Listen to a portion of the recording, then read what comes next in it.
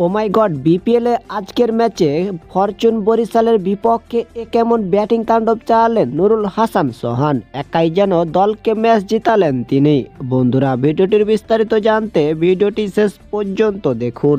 বন্ধুরা, এদিন ফরচুন বরিশালের 198 রান টার্গেটে ব্যাটিং করতে নেমেছিল রংপুর রাইডার্স। শেষ ওভারে রংপুর রাইডার্সকে জয়ের জন্য রানের প্রয়োজন ছিল 26। তখন বল হাতে কেভিন মাইস, এমনকি ব্যাট হাতে ব্যাটিংয়ে ছিলেন নুরুল হাসান সোহান। ওভারের প্রথম বলটি যেন লেগ সাইডে ছক্কা মারেন সোহান, এমনকি দ্বিতীয় বলে স্টেরে 4 মারেন তিনি। শেষ 4 বলে জয়ের জন্য রানের প্রয়োজন ছিল 16। তৃতীয় নম্বর বলটি আরও একটি 4 মারলে যেন শেষ 3 বলে রানের প্রয়োজন হয় 12 রানের।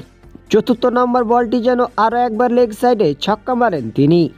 শেষ 2 বলে রানের প্রয়োজন ছিল 6। পঞ্চম নম্বর বলটি অফ সাইডে 4 মারলে শেষ 1 বলে রানের প্রয়োজন হয় 2। বলটি যেন যে কোনো উপায়ে ডট নিতে চেয়েছিলেন কেভিন মাইস, তবে ব্যাটসম্যান নুরুল হাসান সোহান বলটি যেন অবিশ্বাস্যভাবে লেগ সাইডে ছক্কা মারেন। এতে যেন জয় পেয়ে যায় রংপুর রাইডার্স।